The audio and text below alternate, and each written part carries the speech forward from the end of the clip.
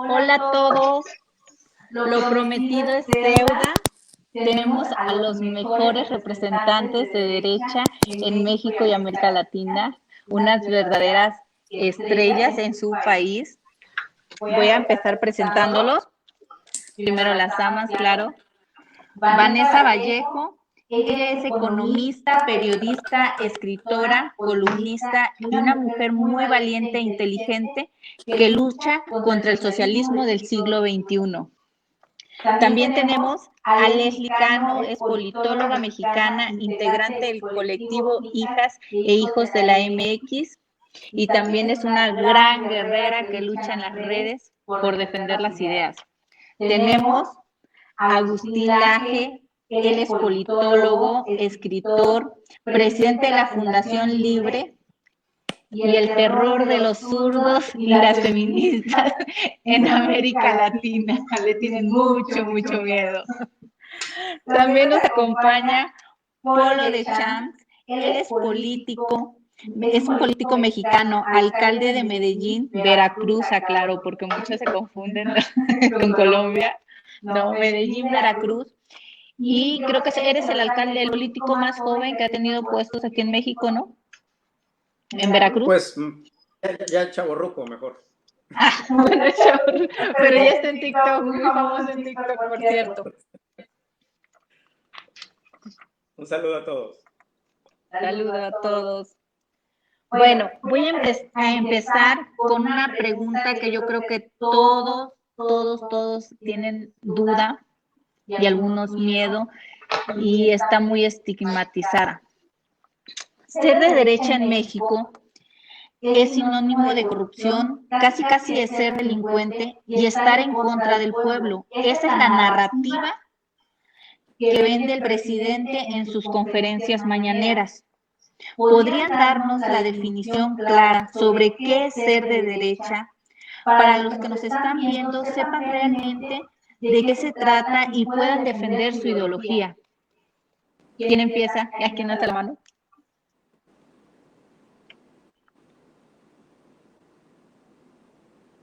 ¿Alguien quiere empezar? ¿O? Dale, yo creo que Agustín. Bueno. Antes que nada, yo no sé si alguien de ustedes tiene muy alto el retorno, pero acá la voz ingresa toda doblada. Yo no sé si el resto de los panelistas tienen el mismo problema. En ese caso, si alguien tiene demasiado... No estoy escuchando bien. Ahí, vuelve con mucho retorno. Pero bueno, más o menos voy a intentar a hacer algo con esta pregunta que es muy difícil. Es sumamente difícil porque es un tema muy complejo el de qué es la izquierda, qué es la derecha. Yo te diría, cuando en México te dicen la derecha es la corrupción y la derecha es esto y aquello, en verdad se están refiriendo a partidos políticos, ¿ok? La derecha no es un partido político, la derecha es una posición respecto de la política y más aún, es una posición respecto de la vida. Derecha e izquierda son categorías antitéticas. ¿Antitéticas qué significan? Que una está en el polo opuesto de la otra. Están inmensamente distanciadas. Izquierda y derecha están inmensamente distanciadas. Son categorías políticas que nacen con la Revolución Francesa. Es decir, no son ni tan nuevas, pero tampoco son tan viejas. Estamos hablando con el arranque de la modernidad. Nacen con la democracia misma de alguna manera. ¿Por qué razón? Porque con la democracia el pueblo se vuelve soberano. El pueblo empieza a tener algo que decir sobre quiénes son sus gobernantes, sobre quiénes deben gobernar al pueblo. El pueblo, al volverse soberano, debe decir. Pero para poder decidir, debe conocer aquellas posiciones políticas que están en juego.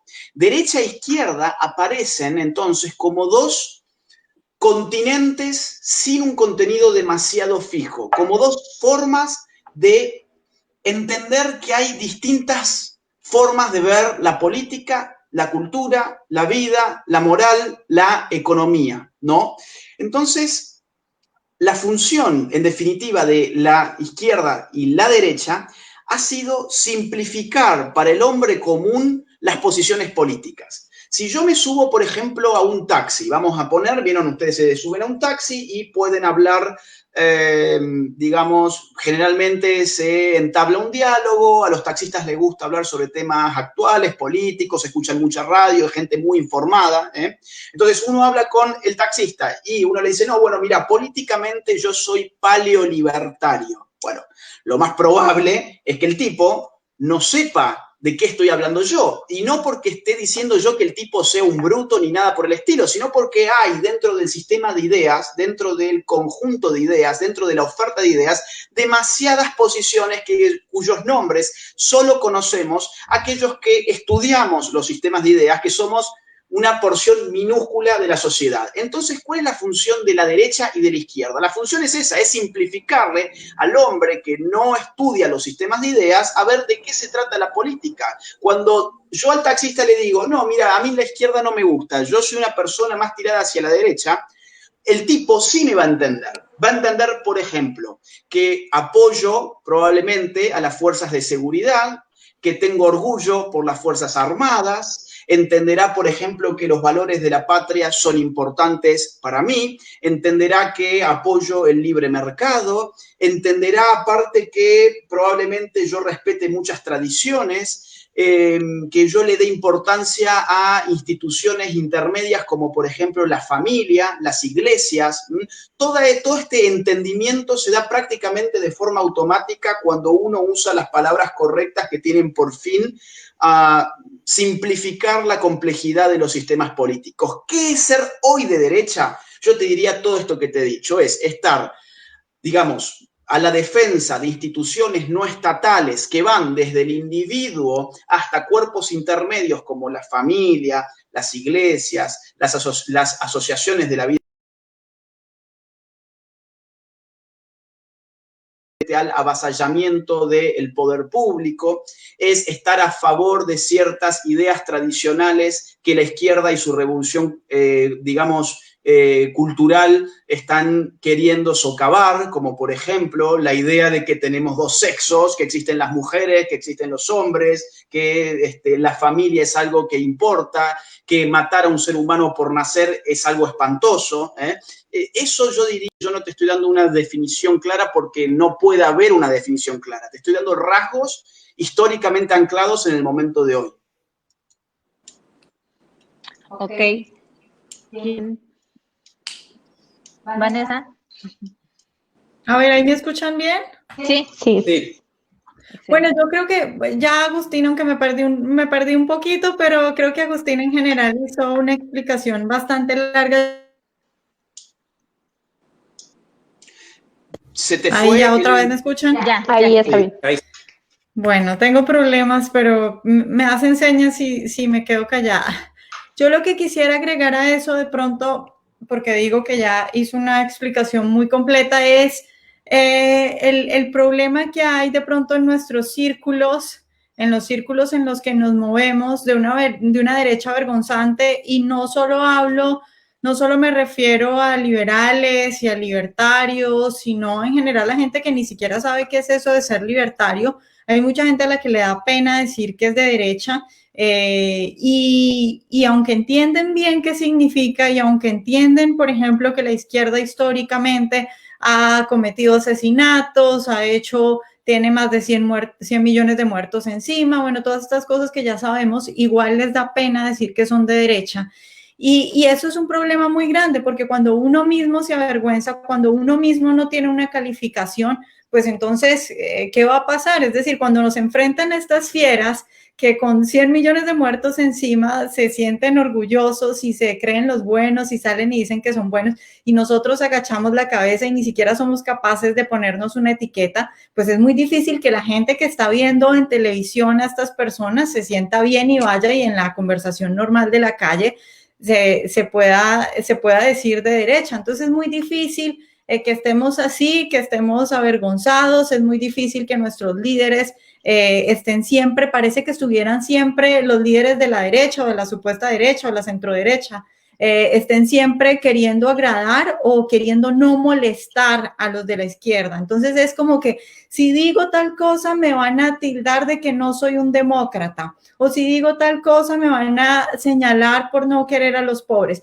Yo creo que ya toca que empecemos todos a quitarnos ese miedo y que empecemos todos a hablar de frente, a alzar la cabeza y a sentirnos orgullosos, porque los que tienen los muertos encima son ellos, y a que empecemos a señalarlos, porque siempre estamos es como jugando el juego de esa izquierda y yéndonos por el camino que ellos nos plantean. Entonces, alzar la cara y explicar las cosas con orgullo y con decencia, no como si le debiéramos algo a la izquierda o como si tuviéramos que pedirles permiso para algo. Muy bien, Polo. Bueno, antes que nada quiero agradecerte, Fer, por la invitación, y también es un gusto y un honor estar con gente que conoce obviamente estos temas. Yo voy a tener que hablar desde el punto de vista pues más de la experiencia, de cómo podemos como derecha o centro derecha aterrizarlo al ejercicio de gobierno. Yo aquí vengo también, obviamente en temas teóricos, a aprender de Vanessa, de Leslie, de Agustín, que es gente que conoce esta situación. Y estoy de acuerdo con ellos. Y qué bueno que hoy hay un funcionario público, un alcalde en este caso, que pueda hablarles del por qué ve lo que está sucediendo. Y desgraciadamente hoy lo que vemos es pues un poco de tibieza en los distintos gobiernos que son de derecha en decir realmente lo que piensan. Hoy en día creo que es más fácil decirlo porque tenemos políticos a nivel mundial que son disruptivos, que realmente dicen lo que opinan, y hoy hay una parte de la sociedad muy importante, y créanme que yo lo he visto, por lo menos a través de las redes sociales, cuando doy un mensaje disruptivo que ataco directamente a la izquierda, me doy cuenta de la cantidad de gente que hoy en día no se siente representada, la cantidad de gente que quiere escuchar a un político firme, fuerte, que diga lo que piensa, que no esté en una tonalidad de gris nada más, ¿no? Y creo que lo que dijo Vanessa hace un momento, coincido con ella, pasa, si ustedes lo ven que pasa en sus países, créanme que en México es peor. México, desde mi punto de vista, y tal vez esto no sea algo popular que lo diga, pero tenemos un atraso al resto de las políticas del mundo. Nosotros apenas nos está cayendo la izquierda, nos los advirtieron muchos de ustedes, la gente no lo entendió, a veces hay que vivirlo para entenderlo, y falta gente como ustedes, porque en la sociedad sí hay, pero falta gente como ustedes que pueda desarrollar este tipo de temas, que vaya y hable en los espacios que normalmente ocupa la izquierda, porque se lo regalamos, ni siquiera porque se lo ganaron, y me refiero, por ejemplo, a las universidades, ¿no? Necesitamos gente como ustedes que vaya a las universidades, platique de los temas económicos, de los temas morales, de los temas como familia, que para mí desde el punto de vista es la base de la sociedad, y la izquierda siempre ha tratado de dividirla porque es lo que le conviene a ellos. Entonces, creo que hace falta que venga este tipo de gente, que podamos contagiar a personas como ustedes, para como sociedad, no el político, como sociedad empecemos a transmitírselo a los jóvenes, a los adultos, a la gente que piensa como nosotros, inclusive que no sabe todavía que piensa como nosotros, pero sí piensa como nosotros. Nada más así, creo yo, empezarán a salir los políticos, ahora sí valientes, ya que vea que hay un grupo social importante que tenga ese apoyo, porque créanme que la mayoría de los políticos pues busca obviamente eso, ¿no? Busca el voto, busca agradarle a la gente, y no se dan cuenta que en ocasiones el ser disruptivo, el hablar con la verdad, el hablar de cómo piensa uno, tarde o temprano vas a caer en el gusto de la gente, porque ven congruencia obviamente con tu mensaje. Entonces, yo insisto, voy a hablar desde el punto de vista, pues ahora sí como funcionario, desde donde yo participo, de cómo puedo aterrizar las cosas. Les haré también algunas preguntas para cómo irlo haciendo de manera gradual, pero sí, sin duda, hoy hace falta, creo, muchos pantalones en los políticos mexicanos para decir exactamente desde dónde parte su idea y qué es lo que quieren hacer. Leslie. Pues muchísimas gracias. Antes que nada, es para mí un gusto y un honor compartir espacio con personas que personalmente admiro mucho, a Polo, a Agustín, a Vanessa, lo sigo. Agustín, tus libros, estoy de acuerdo contigo. En el relato, cuando el relato es una farsa, también está el de la mentira kirchnerista, que es muy buena. Vanessa, he visto varias de tus entrevistas y Polo, los admiro y admiro este valor que tienen y que han tenido para mostrar sus ideas, para mostrarse firmes y para compartir el conocimiento que tienen con la finalidad de lograr un bienestar.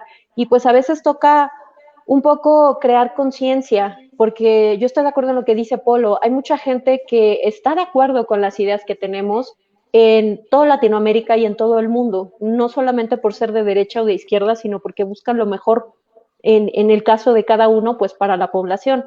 Sin embargo, pues sabemos que todos estos discursos populistas y que las campañas políticas en los distintos países generan siempre pues este halo de corrupción, este halo de desinformación, porque pues muchas veces en las campañas es conveniente la desinformación y es conveniente la ignorancia, porque si no fuera así, pues entonces no funcionarían los sistemas como se requieren. Estaba yo también considerando un punto que escuché en una entrevista de Agustín el otro día, y es que hablaban acerca de que, bueno, algunas personas ven el globalismo lejano. Esto me gustaría pues abrir la pregunta para los tres, tanto para Vanessa como para Polo y para Agustín. El globalismo puede estar lejano en opinión de algunas personas. Sin embargo, crisis mundiales como la que estamos viviendo ahorita por el COVID-19 aceleran este proceso. Ahorita creo que hay un estatismo, ¿no? Pero ¿qué beneficio puede llegar a tener y qué tan lejano realmente está el globalismo del que se ha estado hablando? Yo no lo veo tan lejano, no sé ustedes qué opinen. ¿Seguimos con el mismo orden que habíamos venido? Sí, o como ustedes quieran.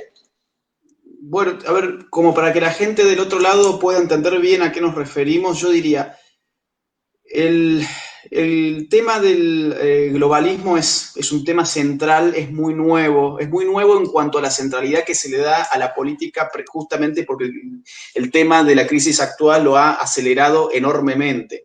¿El globalismo qué es? El globalismo es una ideología que te dice que el mundo es una sola cosa, que todos somos uno, que la población del mundo constituye una suerte de comunidad idéntica a sí misma, que no hay naciones, que no hay localidades, que no hay comunidades, que todos somos parte de una humanidad global.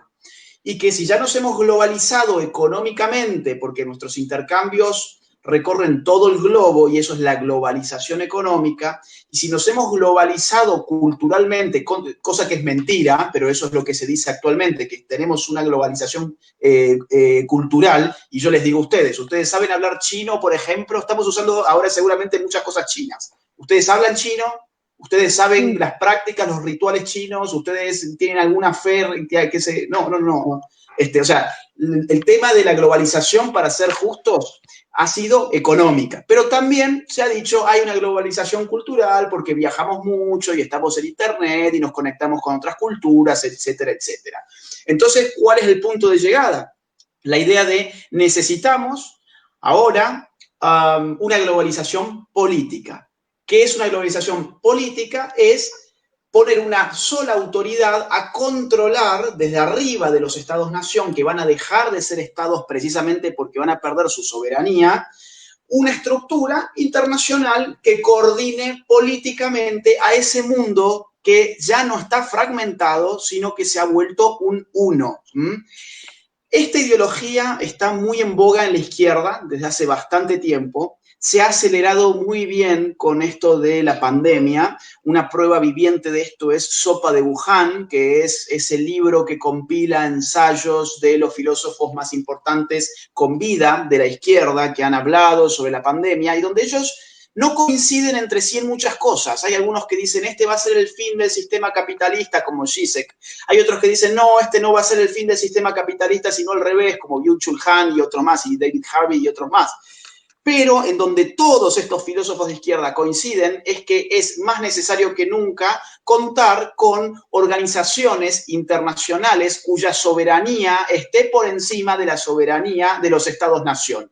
Lo llamativo de esto es que si algo define al estado-nación, eso es su soberanía. ¿Qué es la soberanía? Es tener el monopolio de la fuerza y de la decisión sobre tu unidad territorial. Sobre un territorio el Estado manda. Eso significa soberanía. Si tenemos organizaciones internacionales que mandan por sobre los estados, ya no tenemos soberanía estatal y por lo tanto ya no tenemos soberanía. Lo que tenemos es un mundo que se ha vuelto un uno respecto de una especie de monarquía única, obviamente no electiva, no hay forma de que la gente pueda controlar en el mundo un único gobierno, no hay forma de que tengamos representantes legítimos en un único gobierno. Entonces vamos a tener, digo, según esta ideología, vamos a tener eso, una especie de único gobierno cuasi monárquico.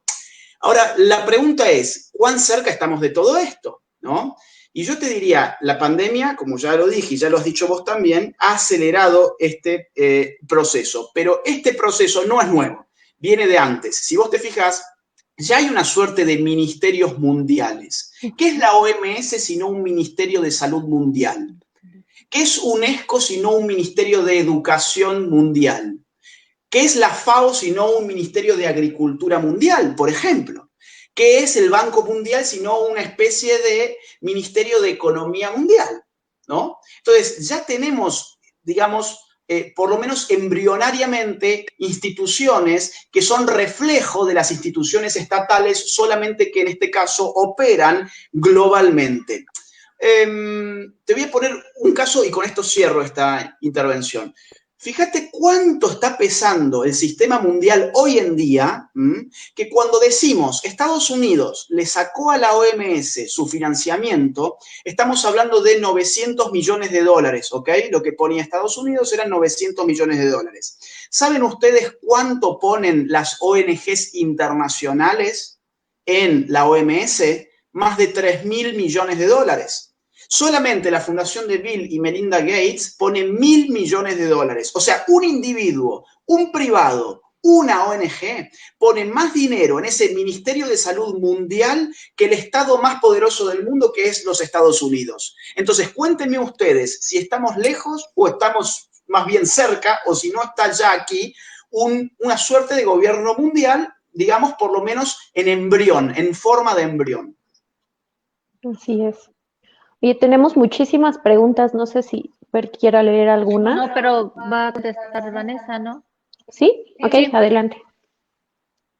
Bueno, yo, la verdad, yo no estoy tan segura de si está, bueno, no hay, yo creo que no hay como saberlo, ya veremos en algunos meses o no sé cuánto se vaya a demorar esto de la pandemia, pero ya veremos qué sucede al final.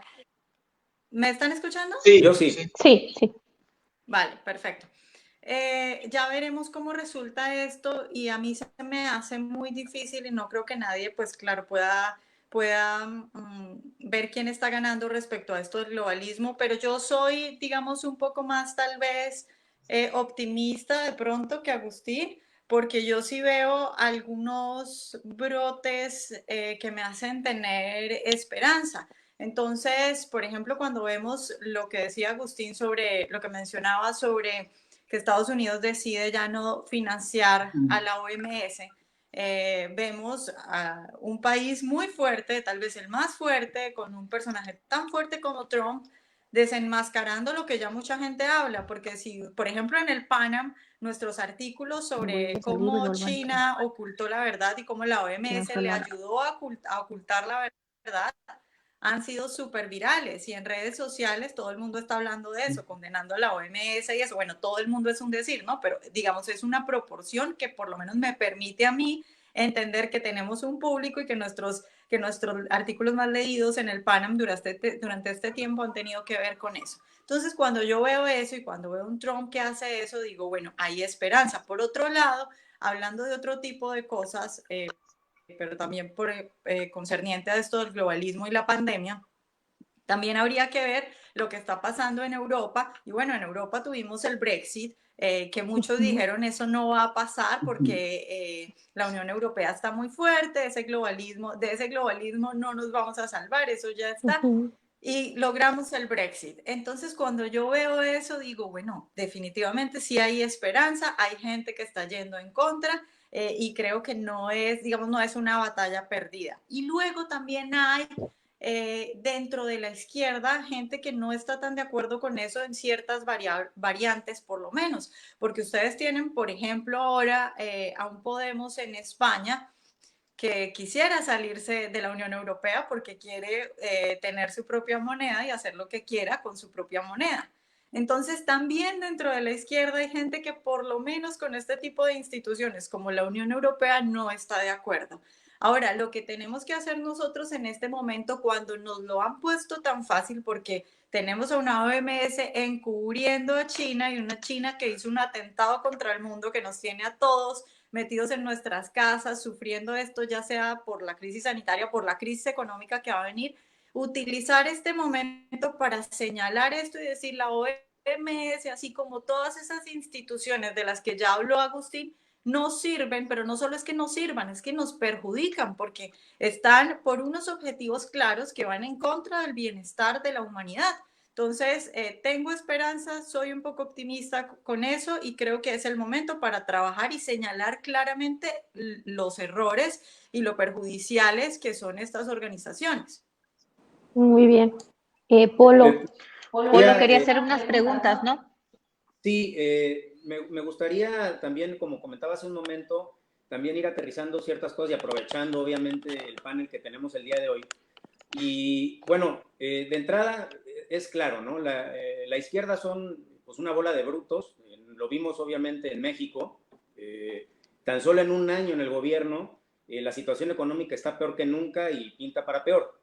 Algo que hemos visto de la izquierda es que le gusta romantizar la pobreza porque ellos hacen negocio con la pobreza. Así es. La pobreza se tiene que hablar con claridad. La pobreza es la peor condición que puede tener el ser humano.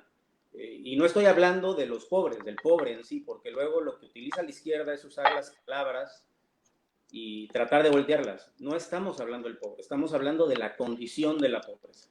Y ya hablando de ese tema, Medellín, en este caso en Veracruz, es un municipio 80% rural, que hay una pobreza muy importante, es el municipio más pobre de la zona conurbada más importante de mi estado. Mi pregunta hacia Agustín, hacia Vanessa, porque el zurdo es un experto en el mensaje, esa es la realidad. ¿Cómo le hablamos como al pobre?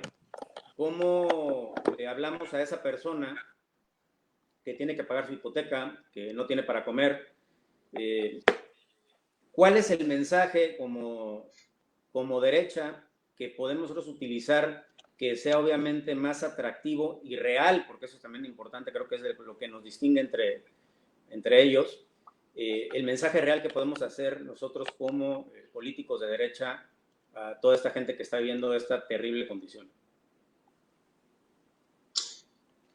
Bueno, yo en este caso no creo ser el más adecuado para poder dar una especie de recetario Sí. porque... ¿Perdón? ¿Sí? Digo, sí, yo, digamos, puedo dar algunas recetas que ustedes me dirán, bueno, no son muy prácticas. Yo no me caracterizo por ser una persona muy práctica, ¿ok? Vamos a empezar por ahí. A mí me gustan los procesos históricos, me gustan un montón de cosas. No soy un hombre de acción, digamos. Entonces, lo que yo puedo arrimar más que nada son algunas ideas generales. Yo diría, lo primero que la derecha tiene que hacer es dejar de hacerle asco al pueblo. Por eso no hay que seguir hablando para mí de la derecha, sino más bien de una nueva derecha. Yo creo que hay que empezar a hablar de una nueva derecha. Vos iniciaste diciendo, o creo que fue Fernanda, que había dicho algo así como que, por ejemplo, cuando la derecha, cuando alguien dice que uno es de la derecha, entonces a uno le dicen que la derecha es súper corrupta, que cuando estuvo en el gobierno hizo esto o aquello. Hay que despegarse de toda esa gente. Yo diría, acá hay que empezar a hablar de una nueva derecha que no tiene nada que ver con toda esa gente que te quieren endilgar. Y esa nueva derecha tiene que acercarse al discurso de lo popular, No digo simplemente al pueblo, sino al discurso de lo popular, que es un discurso muy difícil por dos razones. Por un lado, porque la derecha históricamente fue muy elitista, muy aristocrática. Y esto es una realidad histórica que tenemos que asumir. Hay que popularizar a la derecha, por ejemplo, en este caso, un modelo muy claro es el de Vox. Vox ha llegado a sectores muy populares en España, por ejemplo, por los problemas migratorios, sobre todo en el sur de España. El caso de la alianza con las iglesias evangélicas en Brasil, de la derecha brasilera, con Bolsonaro a la cabeza, es otro caso muy interesante a través del cual se ha podido llegar a mucha gente del sector más popular.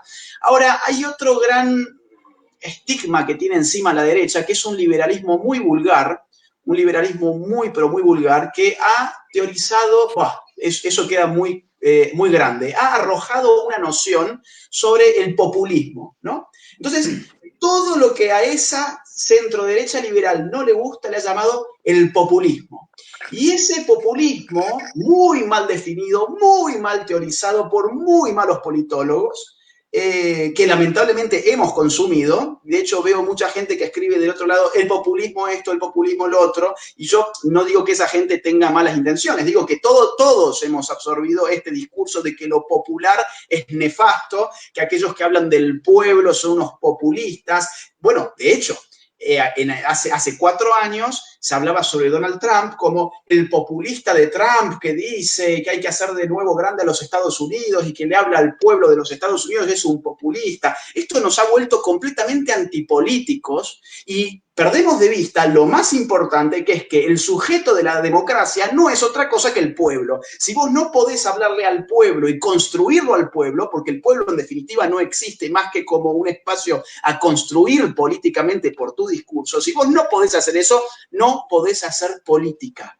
El tema es que nosotros tenemos esos dos estigmas. Por un lado, el estigma conservador, digámoslo así, que es el estigma de somos la aristocracia, y por otro lado el estigma del liberalismo bruto, en el sentido de no, el populismo y el pueblo, aquel que se refiere a lo popular, entonces es un populista, y entonces no, el individuo randiano y toda esa estupidez es la que aflora. Bueno, eso nos ha ensimismado en esta suerte de, digamos, onanismo de think tanks que nos caracteriza, que es completamente antipolítico. Entonces, ¿cómo hacer para hacer eso? Ya es otra discusión. Lo que yo te diría es qué no hacer. ¿Qué no hacer son esos 2 puntos? Vanessa, no sé si tú escuchaste la pregunta, ¿sí? Sí. A ver, yo creo que esa gente a la que se refiere Agustín, tal vez es gente que nunca ha estado metida de cerca, por ejemplo, en una campaña política, ¿no? Claro. Porque en una campaña política, ¿qué es lo que hace uno? Pues uno necesita votos, entonces uno mira cuál puede ser su población, va y busca a esa población, le pregunta o mira qué necesita y uno ve qué le puede ofrecer. Y no estoy hablando de nada ilegal, no estoy hablando de comprar votos ni de nada, estoy hablando de cómo funciona la democracia en la que vivimos, ¿no? ¿Qué le puedo ofrecer? Ah, pues que esta gente no tiene acueducto. Bueno, pues entonces yo les prometo que acá les vamos a poner acueducto.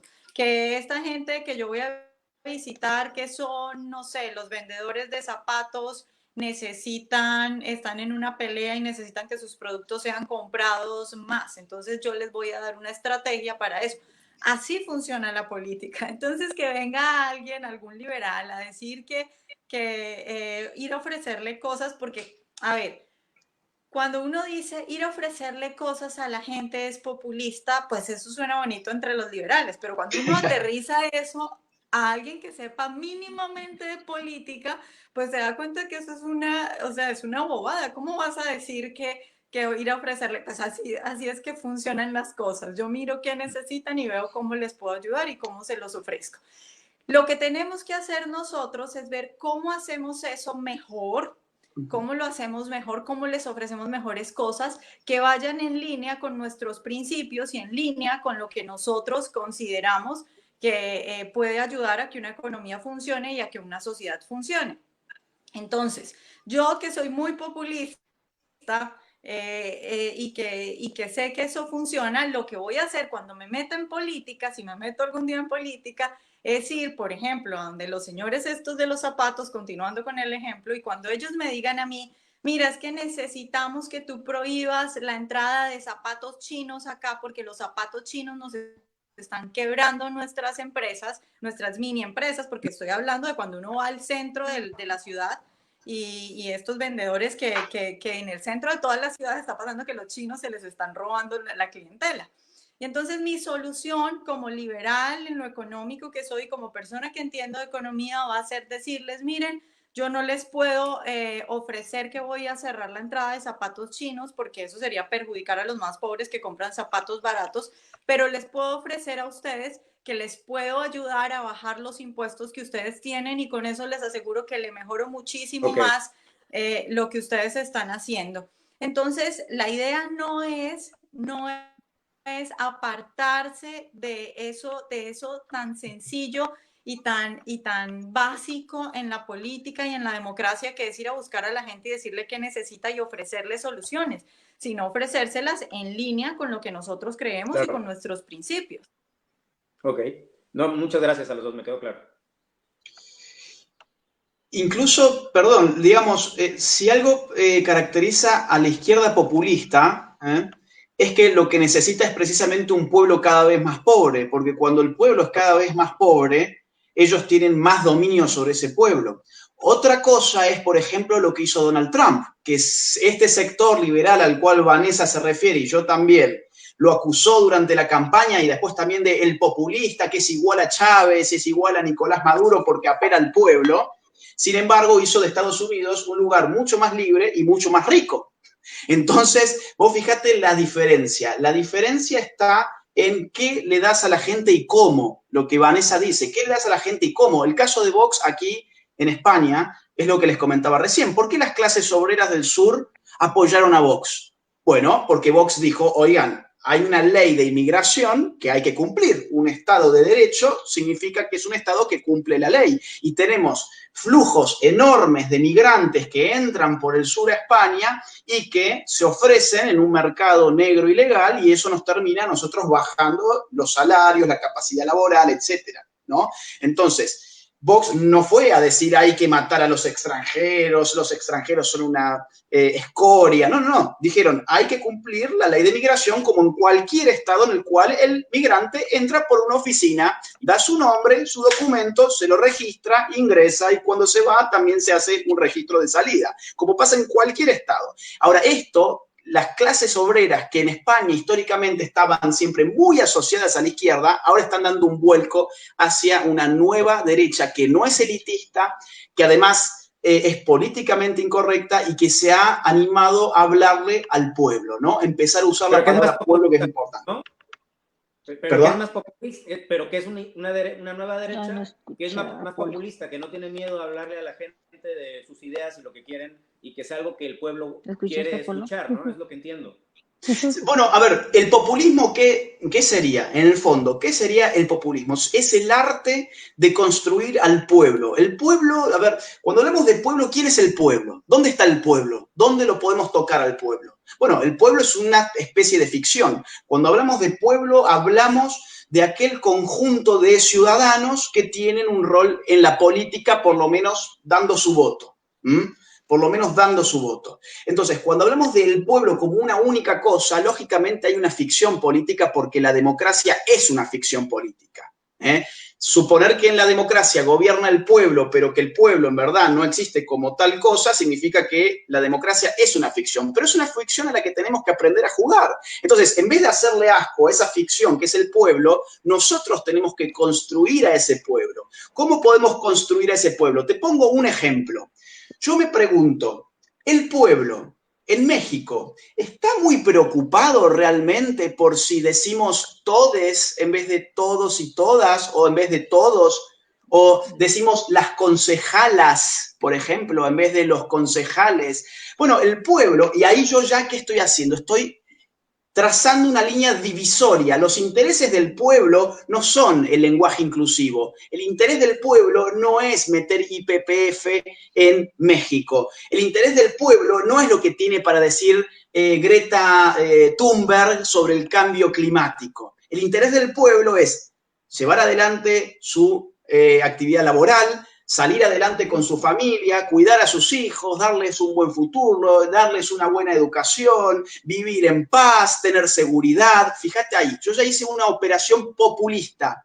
¿Por qué populista? Porque dije, esto es el pueblo y esto otro no es el pueblo. Son unos burgueses de porquería salidos de élites universitarias que no tienen ningún contacto con la gente real. Eso que yo acabo de hacer es puro populismo. Ahora, así es como funciona la democracia. Nos guste, como Vane dijo, o no nos guste. ¿Queremos jugar a la política? Así se juega. ¿No queremos jugar a la política? Bueno, sigamos con el esquema de think tanks, hablando sobre Ayn Rand y todas esas cosas, y bueno, seguiremos como estamos, ¿no? Y es que al final lo que importa en la política son los votos y tenemos que concentrarnos en eso, tenemos que concentrarnos en las masas también y lo que les importa a ellos, pero como dijo Agustín, sin miedo, perder ese miedo, porque yo lo que veo aquí en México es un PAN con mucho miedo, tibio. Cualquier oposición en México está totalmente tibia, no se atreven a hacer un comentario por no ser políticamente incorrectos. Le tienen miedo, nos está ganando la narrativa totalmente la izquierda. Entonces tenemos que salir y hablar con las personas, porque muchos no están contentos con lo que está pasando en el país y eso se ve en redes sociales y en la popularidad del presidente que está bajando muchísimo. Pero es porque ahí tiene que empezar a ser atractivo. Leo preguntas. Te trato de comentar y le trato de Leslie, pásale preguntas. Punto de vista político. A ver, aquí tenemos un montón. Lo que está pasando. Es que hay muchísimas preguntas. Pero muchísimas, son como 400 preguntas. Perdón, están hablando uno encima del otro. ¿Me escuchan? Okay. ¿Vas a hablar, Fer? A ver, aquí hay preguntas. Dice, ¿se necesita un box en México? La realidad es que la política, igual mentira, el populismo es que culmine en mentira, sea del lado que sea. Soy empresario y nunca tuve problemas hasta que llegó Andrés Manuel y le dio en su M al mercado interno. Bueno, son lo que estoy leyendo. Parece que no entienden el populismo. Explícales, Agustín. El populismo es una influencia carente de verdad. Saludos, Agustín. Saludos a Vanessa. Si fuera el populismo de Latinoamérica, el populismo, como ya lo vimos, lleva a la barranca al país de manera de robar y engañar. Y hay muchísimas preguntas. ¿Tú tenías una, Leslie? Sí, hay mucha gente que está preguntando acerca de este sector empresarial que ha sido tan castigado últimamente en nuestro país. Y pues bueno, no sé ustedes qué opinen o cómo vean esta situación acerca de pues el castigo que se está dando al sector empresarial y de cómo podemos, en la opinión de ustedes, en la experiencia que han tenido en sus países, cómo ven ustedes inicialmente, cómo ven a México en miras de desarrollo después de esta crisis y pues que nos pudieran dar algunas recomendaciones de qué podríamos hacer, por ejemplo, en ese sector empresarial para lograr disminuir un poco el impacto que nos ha dado esta crisis, pero que también nos ha dado esta administración que estamos viviendo con este nuevo gobierno. Vanessa, creo que esa es para vos. ¿Me escuchan bien? Sí. Sí. Es que salgo y entro, no sé si estoy o no estoy. Bueno, respecto a eso es muy importante. La parte económica es fundamental en este momento. Todo el mundo está muy preocupado por el coronavirus, claro, porque los políticos tienen miedo, los que están al mando tienen miedo y dicen, bueno, me están contando los muertos y saco más de no sé cuántos muertos, me van a echar la culpa a mí, entonces los encierro a todos y que se mueran en su casa de hambre y que pasen trabajos. Eso tal vez no va a ser tan visible al principio. Creo yo que muchos políticos están pensando así respecto a cómo ayudar a los empresarios. En este momento es evidente que hay muchos países, sobre todo en Latinoamérica, incluyendo por supuesto México, que tienen que prepararse y que tienen que hacer estrategias de aislamiento para que no suceda lo que ha pasado en países como España o como Italia, donde el sistema de salud colapsa. Entonces necesitamos evidentemente bajar la actividad y buscar estrategias. Mientras eso se puede acomodar, mientras volvemos a la normalidad y encontramos una vacuna o alguna cosa así, necesitamos que le den el mayor alivio posible a los empresarios. Eso quiere decir que hay que, por ejemplo, postergar, eliminar impuestos. No es posible que tengan empresas que están cerradas, que no tienen ingresos, pero tienen que seguir pagando impuestos. Eso no lo entiende nadie. ¿Cómo van a hacer? La estrategia fundamental, es decir, hay muchas estrategias de las que podemos hablar en materia económica, pero digamos, la idea, el core del asunto sería que como vamos a tener estas empresas no trabajando, cerradas o trabajando a medias, tenemos que permitirles que se mantengan y que sobrevivan para que cuando podamos volver a sacar a la gente a las calles, tengan sus trabajos.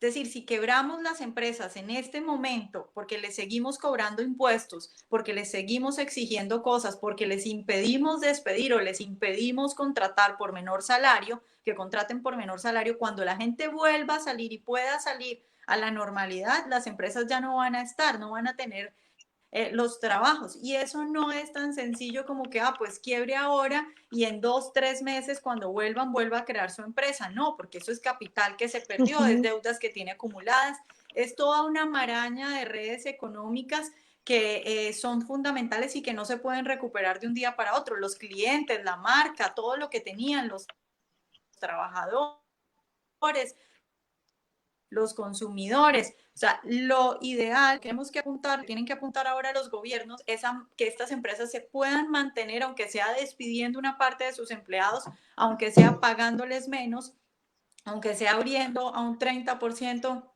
a un 40%, lo que sea, pero que no quiebren tanto. Entonces, en todos los países ahora decir, la gente no solo se muere de coronavirus, sino que también se muere de hambre. Y creo yo, sospecho yo, que a los políticos prefieren que la gente se muera de hambre a que se muera de coronavirus, porque tal vez dicen, bueno, estos de hambre se van a morir en 1, en 2 meses, pero la gente va a vivir muy mal y va a sufrir mucho, pero al político tal vez no le va a costar tanto como los muertos por coronavirus. Entonces, creo yo que está muy bien que la gente salga y como lo que va a pasar este fin de semana en Madrid, que están convocando a una manifestación cada uno en su carro, en su coche, en su vehículo, para no contagiarse, pero sí saliendo a decir no estamos de acuerdo, porque no se puede parar por completo la economía. Eso es lo que no se puede hacer. En Bogotá la alcaldesa o el alcalde, no sé qué, es una señora que tiene una novia, no sé si se identifica como hombre o como mujer, la señora dice que la cuarentena se va a extender hasta que se encuentre una vacuna y que por lo menos 3 meses. Eso va a matar a la gente de hambre. Entonces, eso es lo que tenemos que tener claro.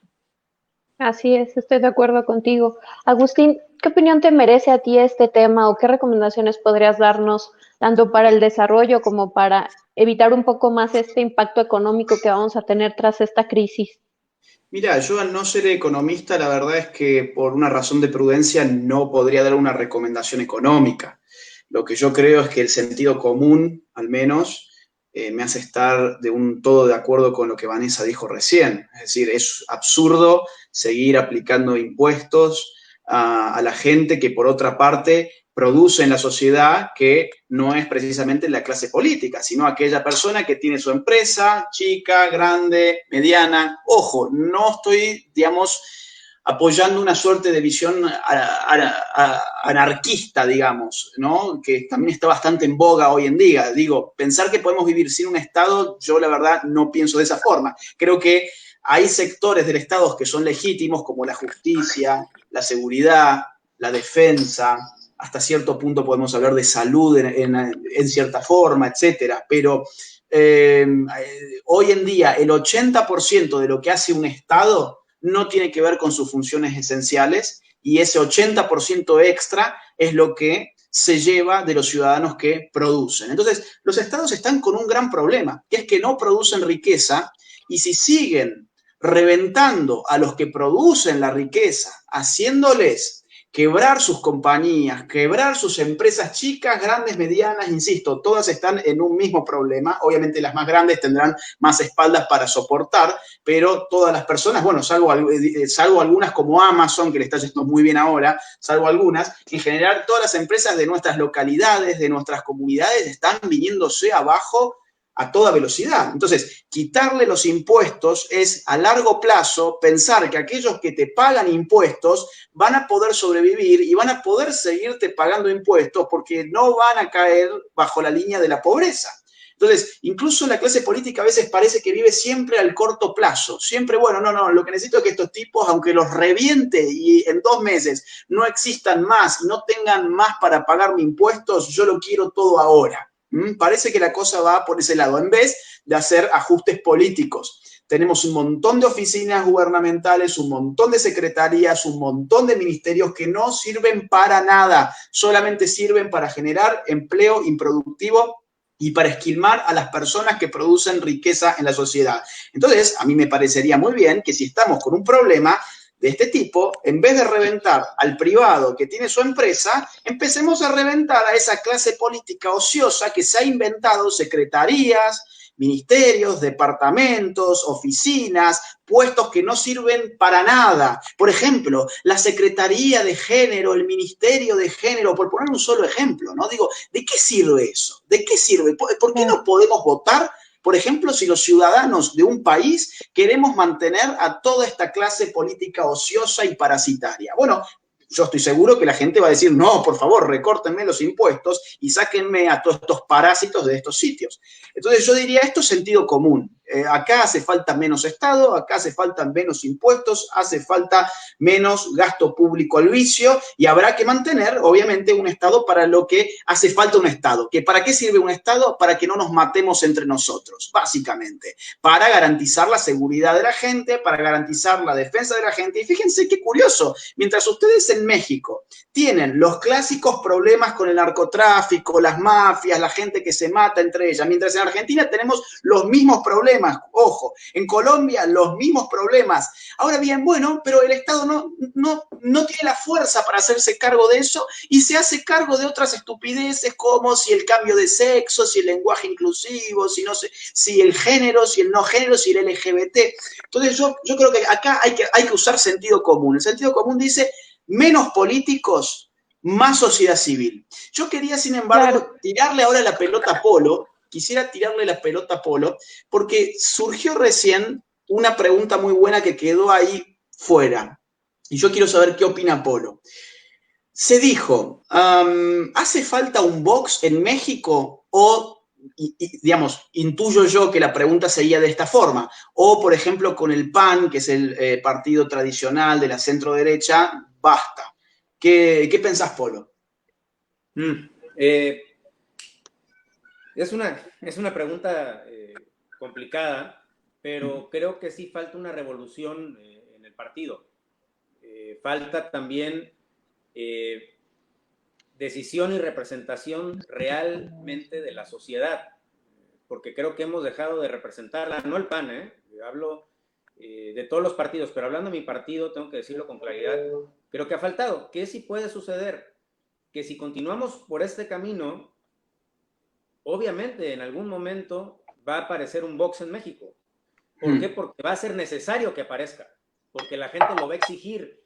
Y lo que yo le quiero transmitir a la gente, y esto lo hago sin temor de equivocarme, es que los que meten la presión a los políticos es la sociedad, y estoy seguro que ustedes aquí van a estar de acuerdo conmigo. Si hay una sociedad calmada, que no levanta la voz, yo he estado leyendo varios de los comentarios que han puesto las personas que están viendo este programa. Si la gente no presiona como debiera presionar a nosotros como funcionarios públicos, a los partidos políticos, a las ideas que tienen los distintos presidentes de nuestros países, difícilmente van a cambiar esa forma de pensar. Entonces, la gente tiene que presionar al partido, por ejemplo, al PAN en este caso, para decirle, a ver, PAN, voltea hacia la derecha porque esa es la representación. Hay un 40% de personas, no sé qué cantidad sea, pero hay un 40% de mexicanos que piensan de esta manera, que no quieren que seas políticamente correcto, que no quieren que le hables a este sector que ya está cubierto. Y eso te lo digo yo, Agustín, que lo he visto en redes. Cuando mando mensajes, te voy a ser sincero, al principio, cuando yo usaba mi Twitter o usaba otro tipo de redes, pues tenía el temor del político normal de se me van a venir encima, ¿no? Y fue muy curioso el resultado que yo vi, que sí, se me vinieron encima, obviamente soy el enemigo público número 1 en cierto sector de la gente, pero mucha gente, y tengo que decir que es más, la que sin conocerme, sin conocerme físicamente, ni mis ideas en ese momento, o ni siquiera quién soy como político, defendían mis ideas, no defendían a Polo. O sea, había un debate en Twitter entre la gente y no me estaban defendiendo a mí. Y yo estaba fascinado. Entonces, en resumen, yo creo que el PAN lo podría hacer, pero si no lo hacemos pronto y no empezamos a representar ese sector de la sociedad, y no Polo, todos los políticos del PAN que sepan exactamente cuál es la doctrina del partido, va a haber una tendencia que desaparezca, que no sería nada extraordinario, lo estamos viendo en todo el mundo, y aparezca un partido como Vox que sí represente ese sector de la población. Clarísimo, clarísimo. Ok, para despedirnos. Yo, Adelante. ¿me escuchamos? Se escucha, Vanessa. Sí. Adelante, adelante. Sí. Vale, no, voy a ser breve y solo para decir algo respecto a lo que decía Polo, porque hay un problema con ese pensamiento de la gente tiene que presionar a los políticos y, digamos, en otra variante lo veo yo mucho dentro del libertarismo, en, digamos, estas ideas que repiten tanto los libertarios es que hay que cambiar las ideas de la sociedad y así la sociedad va a demandar tal cosa y entonces los políticos ya van a ser libertarios. Eso la verdad es que no ocurre en la vida real. Les cuento qué pasa en Colombia y ustedes seguramente van a entenderlo perfecto para sus países porque pasa en todas partes. En Colombia el partido de derecha o más de derecha es el Centro Democrático, que es el manejado por Álvaro Uribe, ¿no? Álvaro Uribe Vélez. Es un partido que saca cada nada cosas, ideas súper socialistas en lo económico y no entiende cosas básicas. Sin embargo, ¿qué sucede? Que como la sociedad colombiana, que es muy de derecha y que ama todavía a Uribe por lo que hizo con las FARC, que fue bombardear a las FARC, cómo la sociedad de Colombia presiona para que el Centro Democrático deje de correrse cada vez más hacia la izquierda. No tienen cómo, porque ¿qué pasa? Que en cada elección, como ese es el partido que está más a la derecha, no podemos dejar de votarlos, porque donde los dejemos de votar para presionarlos o para mandarles un mensaje, pues va a ganar la izquierda. Entonces uno vota lo que sea que esté más a la derecha. Claro. ¿Qué pasa en España? Bueno, en España pasaba lo mismo, luego resulta que aparece Vox, eso quiere decir que efectivamente es una competencia al PP y a Ciudadanos, y entonces ellos dicen, bueno, ya esta gente puede votar por Vox, que está más a la derecha, y nos empezamos a correr otra vez hacia la derecha.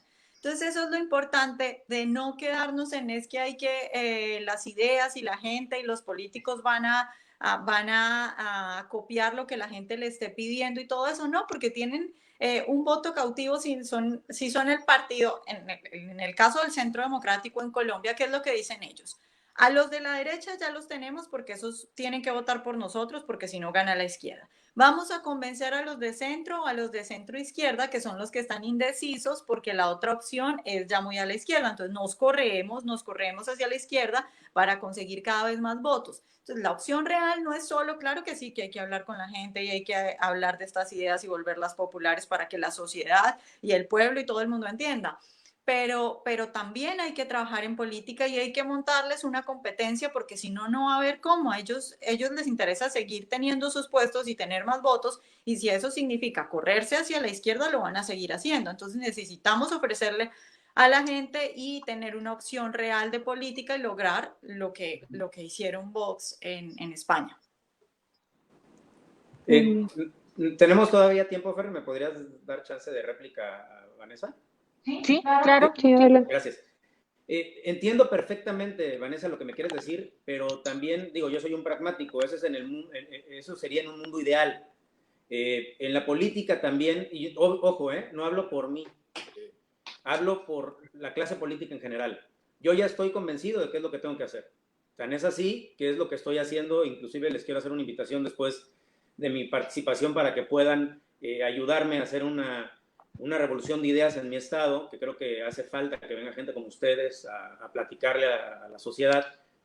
En un mundo ideal diría que el político entendiera por sí solo.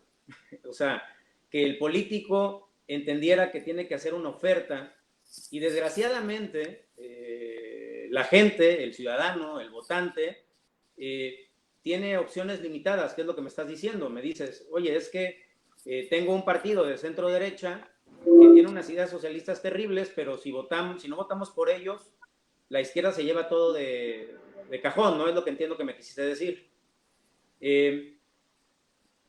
Pero a lo que yo me refiero es que el político, mientras no le vea rentabilidad, lamentablemente, no estoy diciendo que esté bien, mientras no le vea rentabilidad política, no hace sus ideas un poco más agresivas o más reales a su forma de pensamiento. Habemos pocos que no tenemos miedo de decir lo que realmente pensamos. Y lamentablemente, lo que pasó en España con Vox, y creo que ha pasado en otros países, y digo, pasó por ejemplo también en Estados Unidos con Trump, que empezó a hablarle a la gente que quería escuchar eso, y él lo leyó desde antes. Tuvo que haber un líder fuerte, sin temor, con obviamente, imagino un grupo empresarial, político, económico atrás, que dijo, me voy a ir con todo hacia adelante, e inclusive retó a su mismo partido republicano, porque hoy ya el partido republicano es de Trump, pero hay que acordarnos que no era así, que él fue contra los demócratas y contra los republicanos. Entonces, también representa un reto para el político, porque también hay algunos políticos de a pie que no tienen tanto poder a nivel nacional o estatal, que tienen este tipo de ideas como las que tenemos nosotros, pero difícilmente se les escucha. Entonces, si luego queremos mover nosotros al político de arriba, tienen que pasar dos cosas. Desde mi punto de vista, puedo estar equivocado. La primera, tiene que haber una verdadera presión social para que para esos grupos políticos de poder reales les sea atractivo hablarle a ese sector de la población. Si eso no sucede, o si sucede, pero los políticos son tan brutos de no entenderlo, es cuando tiene que surgir un partido como Vox, que hace que los políticos se vayan más a la derecha, y cuando ya esos partidos políticos importantes, tradicionales, vieron que toda su gente se fue para allá, créanme que es cuando empieza el arrepentimiento. Pero lamentablemente tienen que pasar esas cosas extremas, y es a lo que yo me refería. No me refería que es una obligación de la sociedad obligarnos a los políticos a hacer eso. Nosotros lo tenemos que entender y tenemos que aprender a escuchar a nuestros ciudadanos, a los que estamos de acuerdo y con los que no, pero también tenemos una gran responsabilidad de decirles lo que pensamos nosotros, para que también no voten por una persona y de repente empieza a gobernar y es un completo extraño. Creo que ese es el problema que ha pasado con los políticos en México, que somos unos en campaña y luego somos otros cuando gobernamos, y es por eso, por el temor de decir lo que realmente pensamos. Pero es más que nada eso lo que me refería yo, Vanessa, y estoy de acuerdo contigo. Ojalá fuera de otra forma y no fuera a través de ese tipo de presiones sociales, ¿no? O sea, que entendiéramos por nosotros mismos.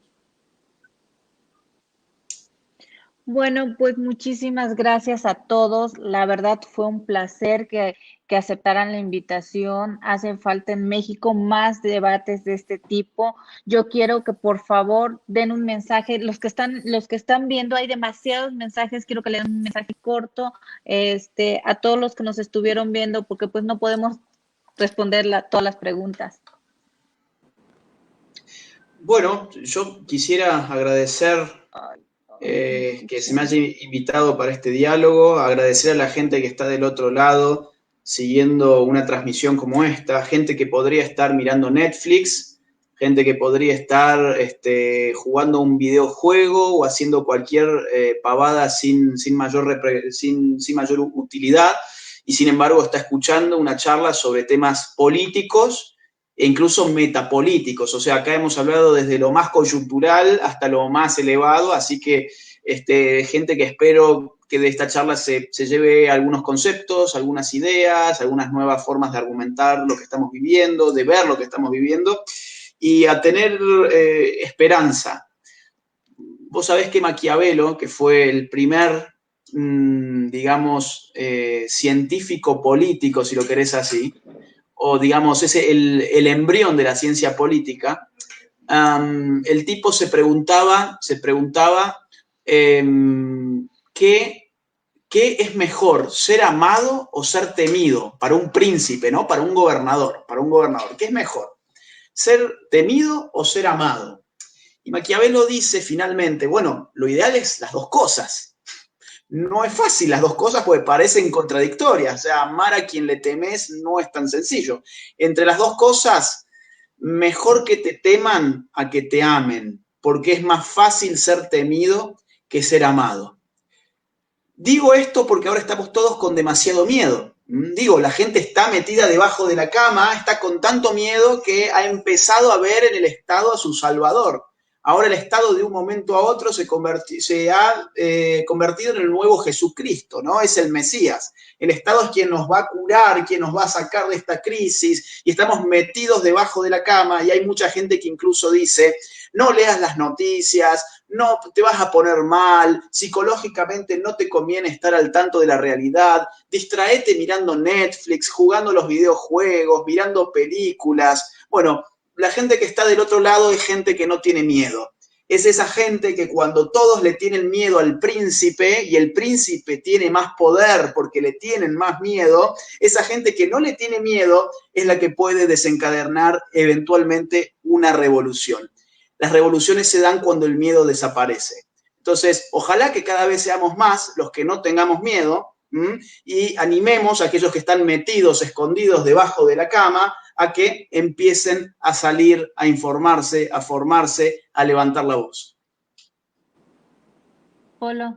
Bueno, yo quiero aprovechar ahora sí que mi despedida para hacer pública la invitación acá al estado de Veracruz, a Agustín y a Vanessa, ojalá que nos pudieran acompañar. Yo me hago cargo de todo. La verdad es de que hace falta que gente de ustedes, la verdad, esté, platique, pues rete de cierta manera con sus ideas a la ciudadanía, que haga de cierta forma,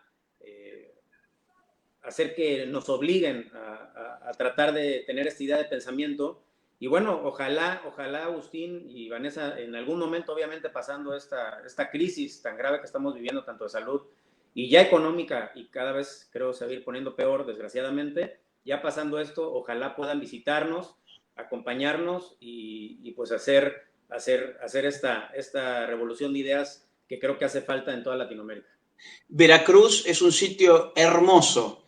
Yo he estado, tengo algunas fotos ahí en el mar. Estoy con el traje puesto porque no es que me metí al mar, sino que yendo para dar justamente una charla hace dos o tres años.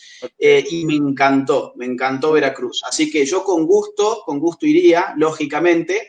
Y sí, la única condición que yo siempre pongo para mis charlas es que no tengan auspicio estatal. Con lo cual, si esto es una iniciativa privada tuya, con amigos, con gente de la sociedad civil, me vas a tener ahí sin ningún problema para poder llevar estas ideas. Yo ayudo con la sociedad civil, para que sea base de la sociedad civil. Es lo que mejor sale, además. Lo que mejor sale es cuando sale de la sociedad civil. Perfecto, claro que sí. Oigan, pues perdón, yo he tenido ahí algunos problemas de conexión, pero agradecer infinitamente a Fernanda, a Agustín, a Polo y a Vanessa, y pues dar un agradecimiento especial a Fernanda porque este tipo de ejercicios desde la sociedad civil se necesitan. En México tenemos mucho este problema, hoy más que nunca, de la polarización, y sin una unión y sin un punto de encuentro entre la asociación civil, entre la sociedad y los políticos, nunca vamos a llegar a ningún acuerdo y no va a haber un buen punto en el que podamos aparcar en ese sentido. La clase política, la clase empresarial y la sociedad civil, en mi opinión, tienen que ir juntas de la mano en este momento para que podamos sacar adelante esta crisis. Este tipo de espacios, este tipo de ejercicios, contar con personajes de la talla de Agustín y de Vanessa. Muchísimas gracias. Gracias a Fernanda. Nosotros dentro del colectivo Hijos e Hijas de la MX queremos promover este tipo de espacios, queremos promover este tipo de ejercicios para que la información se difunda, para que se haga una lluvia de ideas y para que se dé a conocer información que muchos realmente en nuestro país desconocen y que se pueda promover ese tipo de espacios para un intercambio sano de ideas, porque la polarización en la que nos hemos encontrado nos ha llevado pues precisamente a esta otra problemática que es el individualismo que hay y que es la lucha que hay entre las ideas que se tienen, y al final del día pues muchos no tenemos ideas tan distintas, muchos queremos ir hacia un bien común, muchos queremos el bienestar para nuestras familias, el bienestar personal, así como lo quiere la clase política, como lo quiere la clase empresarial y como lo quieren muchísimos, y solamente hacen falta, creo yo, más espacios en donde jóvenes, talentosos, bien informados y todas aquellas personas que tengan algo que aportar puedan tener ese espacio en donde hay una coyuntura y en donde se dé esa lluvia de ideas. Muchísimas gracias a todos ustedes por participar en este espacio, ha sido un honor para mí. Vane, tu último comentario. ¿A mí? Sí, Cerrás, para despedirnos. Tú cierras. Qué pena, es que les estoy entendiendo medio mal, entonces me toca medio adivinar qué me están diciendo. No, a ver, yo creo que es un momento muy importante para todos los países que estamos atravesando esto. Es un momento en el que en algunos países de verdad que es una batalla vida o muerte, como por ejemplo en España, porque en España a mí me da risa, porque a mí entrevisto españoles y cada que entrevisto a un español le planteo la duda como a ver qué me dice, le digo, ¿tú crees que todo lo que está pasando en España, porque está pasando, todo es mal, todo lo que hacen lo hacen mal, error tras error el gobierno? Y le planteo la duda y le digo, ¿tú crees que todo esto es simple ineptitud o que de pronto hay una parte dentro del gobierno que se está beneficiando de esto y que a propósito hace que las cosas salgan mal? Y todos son muy tímidos y todos me dicen, no, yo no quiero suponer que son malos, pero las cosas sí están saliendo mal.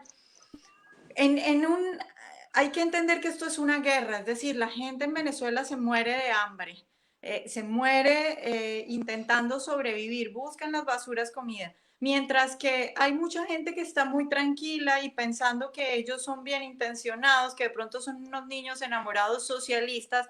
Estos señores están aprovechando de la muerte de miles de personas para quedarse con el poder y para implantar su paraíso comunista en España. Entonces, tenemos que ser agresivos, darnos cuenta que esto es una guerra, que esto es una batalla y estar despiertos ante esas cosas y reaccionar. Hay que reaccionar rápido porque si no, cuando se den cuenta es que ya no se va a poder. Es decir, cuando se den cuenta es porque ya van a estar metidos del todo en esto. Entonces es un momento muy importante para todos los países para que reaccionen y no permitan que sus países se vayan a la miseria. Y en otros países, pues yo creo que muchas cosas van a salir muy bien después de todo esto, porque pues en países racionales y donde hay gente decente, como por ejemplo acá en Estados Unidos, pues lo que está pasando es que muchas cosas están evolucionando y desarrollando muy rápidamente, todo lo referente al teletrabajo, por ejemplo, las cosas virtuales,